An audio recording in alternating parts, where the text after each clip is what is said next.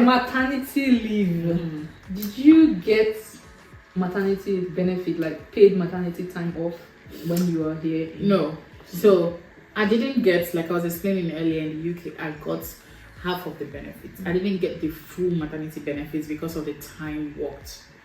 You understand? But here, I didn't get any maternity benefits here because I just worked for about a month before going on maternity leave. So obviously I don't expect them to pay me anything. I also didn't get any maternity benefit from the government because as a new resident, I migrated here November last year. As a new resident, you have to wait for a certain period before being entitled to certain benefits.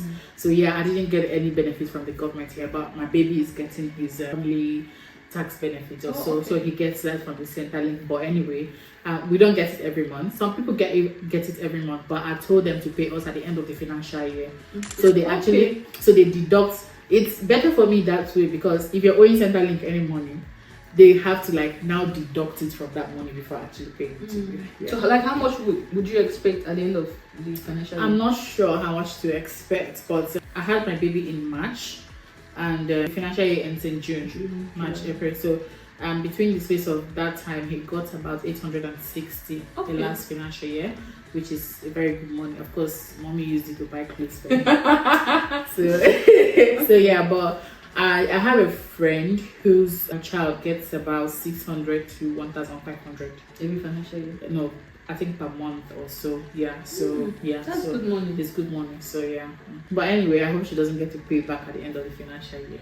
So that's why I opted to be paid for the baby to be paid at the end of the financial year. So that you know that what you get is what you get. So I don't have to pay back any money you've already used for something else. Yeah. So if you had qualified for maternity leave, how many? So it's just the maternity leave here is just 2 months less of what you get in the UK. So you get full 6 months in the UK. So I'm told it's just 2 months less of that, which is 4 months full pay. And then anything after that. Then you also get your complete 52 weeks if you want to go on 52 weeks maternity leave. But it's not paid. Who wants to do that without money? Yeah, it's not paid. Okay. So you only paid 4 months. Yes. And then from what I'm told, after that, I think full pay for 4 months. I don't think you get any money after that except from the Centrelink. But would you qualify for Centrelink? Would I? If I give birth again, yes. Even after getting 4 months from your employer? I think so. Yes. I'm not exactly sure. Yeah. Because I don't know, when I was reading, I was thinking it's either this or that. Anyways, it's 20 weeks, which is like 4 months. Yeah, it's just 2 months less of the UK full pay. But I'm not sure if you can get both. If you can get both at the same time. But I know from someone who is currently on that benefit that if you haven't gone back to work, you only get the government benefits for the period you are at home caring for the baby. But once you go back to work, you stop getting the benefits. Which makes sense because then you are already being paid by your employer. But it's such a small money, it doesn't benefit you. The one from the government. So like how much? I'm not sure, but I think she gets about 600 or 500 to 600. But I'm not sure. Per week? I'm not sure if this is per week or per month. It can't be per month. No, but we'll confirm and we'll give you that information next time. And is it taxed as well? Do you know? I don't think it will be taxed. Okay. So you mentioned something about your child being a citizen. Why is your child a citizen of Australia? So my child, I think that's probably the best part. So anyway, any child who is born to a permanent resident or a citizen of Australia will automatically get the citizenship status.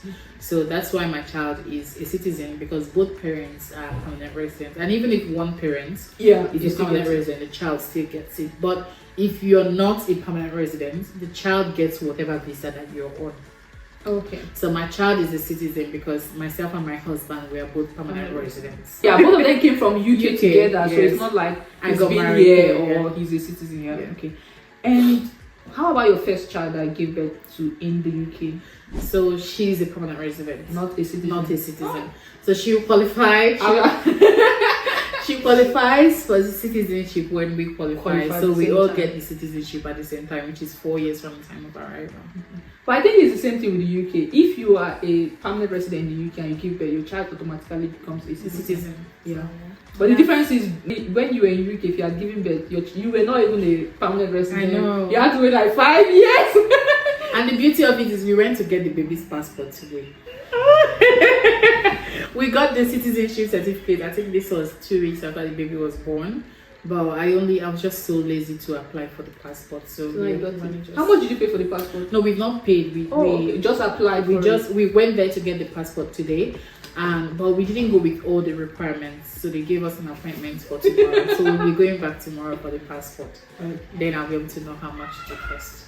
But it shouldn't be much. It shouldn't be more than $200. Did your husband get any paternity leave? No. We arrived Australia at the same time now, so he didn't get any paternity. But he has a sweet job, which he would have actually enjoyed the paternity leave while on that job. But no, he didn't get.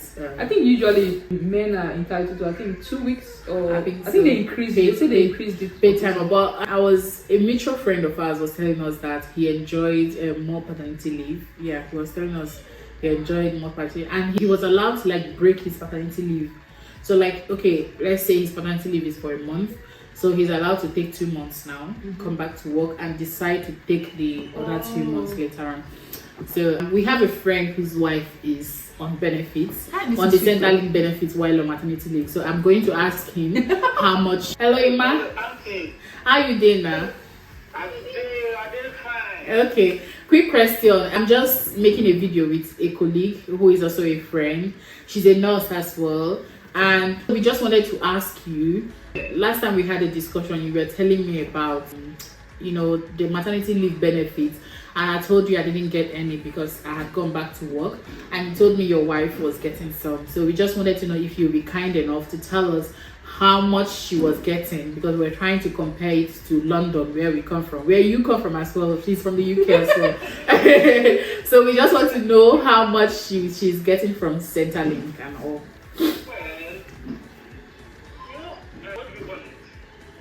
Centrelink, when you come here, they pay you based on your years of residence, regardless of whether you have permanent residence or citizenship. And we've been here for 1 year, 1 to 2 years. So they pay my wife and the kids and everything every fortnight, let's say $540. Okay. But that is because for the whole 4 years, because that it also has got to do with residence. If you have stayed here up to 4 years, then you qualify for the whole package. Okay. But because we've stayed here up to 1 year, they pay the kids and everything. So let's say in a month, we get 1,000, which is equivalent to £500. Okay. Okay. Sorry? How many kids? I've got 2. Okay. All right. So they also pay for their preschool. Oh, really? Yeah, they pay for their preschool, yes. Okay. Oh, you're talking about the daycare, right? The nursery. Yeah. Okay. That's fine. No worries. All right. Thank you. Thank you so much. Cheers. Bye. Oh, that is good though. Just 2 kids and they're paying 1,000. Because I know you mentioned something about 500, 600. So yeah. Right. Since he's already mentioned childcare, let's talk about childcare. I know I used to read that childcare is very expensive in Australia. What's the difference? How much have you noticed from UK and Australia? Okay, so there's an app called Kindami. You can use this app to search for childcare centers, and it gives you an accurate amount of how much childcare costs in each location. So there's the after school, and there's the preschool, which is we have the daycare which my daughter attends. Because I live in Sydney, it's quite expensive. So first childcare center my daughter attended cost $161 per day. Yes. And the one she's attending currently costs about, if I'm not mistaken, is about $100 per day. How many hours does she stay in childcare? Oh, so it runs from 7 to 6 o'clock. 7 a.m. all through. Yes, she's there now, so I'll pick her by 5. Okay. So anyway, the beauty of it is that here the government pays, the Centrelink pays a certain percentage, but this is calculated based on how much you earn. So the higher you earn, the more you pay, the more childcare fee you pay, because it's assumed that you're earning a good amount of money and you can pay. So when we first arrived, the government was paying for Ozo about 95% of our childcare, because them, we had not stayed for a full financial year, so they've not actually gotten an idea of how much we earn then. But then after this financial year, we didn't earn much. If a person doesn't give us like a full idea of how much we earn in a year, so we can't really calculate because I only worked for about 2-3 months, and my husband is same. So then it reduced when I had OB. So the more kids you have, the less benefits you get. But we get 100 hours. 100 hours per fortnight. Okay. So the government pays for 100 hours, a certain percentage for 100 hours per fortnight. So when I had OB gets, let me give you a factual. So I'll quickly log into the Centrelink website and I'll tell you how much each child gets. So they withhold 5% for each child. So let's say they have actually paid you're getting 95%, they withhold 5%. And the reason they withhold this 5% is so they don't pay you more and you don't have to pay back at the end of the financial year. Better. So at the end of the financial year, they calculate how much you've earned and they refund you, or you refund them based on how much you've earned. If they've paid you excess, if they paid you more than they were supposed to, then you have to refund them. So this is Uzo. Uzo was getting 95% prior to OB's birth. After I applied for OB's childcare subsidy, has reduced to 75.06. But anyway, this was after the last financial year, after they've calculated how much we earned at the end of the financial year. So it reduced to 5.06, whereas OB's is getting 89.44. So he took more of Uzo.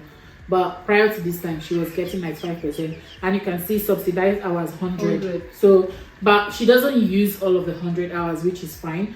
And she's also allowed 2 days absence in a year from the childcare. So obviously we don't expect to go over because we don't know what will happen, and they might lose their childcare benefits if we go over 42 days, if they're absent from the childcare center for 42 days. And also, to get the childcare subsidy in Australia, the child's immunization has to be up to date. So yes, so that's so all those people are anti-vaccine. No, you don't get it. So they withdraw your benefits if your child is not vaccinated. So that's one way. But anyway, to protect the other children as well, because you cannot, because I mean, it's your decision whether or not to vaccinate your child, but the other children deserve to be protected as well. So that's how I know when my kids are due for vaccination, because Centrelink send me email, oh, they need to be vaccinated between this period or you lose your benefits or something like that. So that's my own personal reminder. I just wait for their email. But anyway, so this is how the childcare is calculated in Australia. It's based on how much you earn. But in the UK, while I was there, I was not a permanent resident or anything, so I could not send my child to childcare because it was so expensive. Like, I phoned the one that was just, in front of my house, and they told me, I think they said about £100 or so. £100 I'm not sure, but either £120 or £100 per day. So obviously, how much we earn in the UK as registered nurses? Per day, how much you earn per day in the UK? I don't know. Isn't not the normal $13 per hour or times so? 13 times 12 times 12 would be how much? 156. So you earn, so before tax you earn 156. So and then your childcare, let's just leave it 100, and then maybe by the time you pay tax for that 156, it's like maybe 140. Exactly. Give or take 140. So you'll be left with only £40. And even if I decided to use the hospital childcare facility, which is like subsidized, I think it was 10% subsidized or so, it will still take a toll on my salary, because as a band 5 nurse I was in the UK, I think I went home with, my take home was roughly around either 1,900 or 1,800. And you lived in London. So and I lived in London. You had and my rent was 1,350 per month, and you're getting 1,900. So you can imagine suffering and smiling. So I could not send my kids to the childcare center in London because it was so expensive, and there was no assistance from the government because we didn't have ILR, so we're not permanent residents there in the UK. We're on work visa. But coming here, oh my goodness, I'm enjoying, the childcare, and thank you to the Australian government for that. So anyway, the childcare subsidy here is much better. And don't forget, I said the higher you earn, the more childcare you pay. So those extra shifts and all of that might not really benefit you, because at the end of the financial year, your annual income is so high, and it's not even like it's so high you have to pay back some money to Centrelink, and then your childcare benefits reduces. And so, do they consider you and your husband's income, or yes, just you? Yes. Okay. The combined income, total income at the end of the financial year. So okay, not bad. Yeah. Because if you say you pay now, you pay like $100. No, I don't pay $100. This is what it is without the subsidy. Okay, so $100 without the subsidy. Yes. For a year. Yes. So if the government subsidizes, so the government takes off. So altogether for both kids. No, let's do for one so that one will be around 135, but both of them is about 161. okay. So, At the end of every week. and now I'm confused. No, so that's where you'll be confused. So per day is $161 where she was attending initially. Okay, but now Per day. But now she's paying around $100 per day. per day for one child. Then the government subsidizes. So at the end of the at the end of the day, how Okay. much do you pay? At the out end of the pocket day, now? I pay about 135 for Uzo. At the end of every week after the subsidy, Uzo pays 142 per week. Per week. Per week, not per day. So, but for both kids, it's 161. okay, per so week. for more children, you are paying almost less. Yes. Okay. So you are paying $20 per day. $20 per day for your child care, For my day. but you were paying let's say £100 for one child in the UK. and then the pound is stronger than Australia. So you can imagine So how you much can imagine how much you are saving. So when it comes to childcare, it's far better off here. Because and 100 hours subsidized, don't forget. yeah, because even if you are a permanent resident in the UK, it will still be more expensive because you say it's only 10% discount the government gives. So 10% No, of then the hospital, in the hospital, yeah. So it will be like £90 again. So at the end of the day, you see that you're actually saving so much. And then at the end of the day, you earn more here. So again. here, I'm very happy to pay. I'm very happy. I'm always very excited to pay the childcare fee here because it's not much. So both kids actually they attend childcare. It affords me enough time as your mother to actually rest and recuperate from the whole postpartum stuff, Yeah. And at the same time, you can still pick up shift and get so much money. Yeah. So because what you come pay to for Australia, not you are ready to come to Australia. Come to because Australia. what you say pay no. for the whole day for your child, for both children, that would be like 30 minutes of how much you get. It's more than 30 minutes now because imagine when you go for a weekend shift, $100 and something and you per hour and you're paying $20. It's not even up to 30 It's not about minutes. 30 minutes of your time So that you pay. it's worth it. Because a lot of women in the UK, they don't go to work. They prefer to just stay at home and do the childcare than going to work for the whole money they used to pay their childcare. For me also, it doesn't worth it because It's not worth it. how much would you pay them? You pay almost all your salary. And the childcare centers are so superb. I wish you could see one or have the opportunity. Obviously, the ones in the Sydney CBD where my daughter was attending, one of them in the Sydney CBD, they are more beautiful compared to those of them they have. But they are standard. You need to see their childcare center, very nice. And do you feel like your child feels lonely? Like, No. Do they do like They do. do you have Everything is inclusive. Like my child's nursery room is very popular here. The childcare center is one of the popular ones here, and her room in particular, the educator in that room is doing a very wonderful job. So yeah. And have they ever complained about racism? No. I haven't had to complain about racism. So the only time I had to complain was because my daughter was used to playing alone. She was having these introvert traits. I was wondering where she got that from because her mother is such an extrovert. And so I had to complain to this. Because we have like the Kindami 8 app where you used to like communicate to the nursery. So I sent them a message and I saw parallel play, which they said is normal for her age. But as her mom, I wasn't comfortable with it because play is quite an essential ingredient in a child's growth and development. And if a child is not able to like play and associate at this age, she's just 1 year and 6 months. So if she's not able to associate with her peers, then she will grow up like that. And I sure don't want to raise an introvert child. I'm not saying being an introvert is bad, but I want my child to be able to like associate with others and express herself when she can. So, I kept messaging them and I said, no, you have to include Uzo in all activities. If she doesn't want to be there, you have to encourage her. Oh, Uzo, come and see this, come, And children don't really now my daughter is is almost like the prefect in the class. Come here, come here. Yeah, so anyway, she's doing so well and I'm so thankful to her educators. Yeah, no, I've not had to experience anything like racism. And you know, if there's any incident in school, any incident like falls or anything, they call me right away. And they also have rules where if you give the child Panadol or any medication, you don't bring the child into the nursery for 24 hours. I think it's like a general rule. Yeah. So you keep them at home. oh, so that's why if they're going to the nursery, I don't give even Panadol. Yeah. Also, if they have to give the child medication in school for any reason, you have to pick the child within 1 hour. Yeah. Do you have any anything you think I didn't ask that you think is important? Or like final words, anything? My final words would be like, obviously you've talked about, I've watched your videos, you've talked about this. Nasdia has mentioned this over and over again, and it cannot be overemphasized. As a nurse in the UK, particularly, I would say we are basically suffering and smiling. Hey, even if most of you don't want to acknowledge the fact that some people just want to live in the UK for the purpose of answering, oh, I live in the UK. But I think you should try to also get practicing license in other countries like Australia, the US, or wherever you want to go. But since I've experienced in Australia, I'll talk about Australia. Coming here, the financial stability here, I don't know how to say it.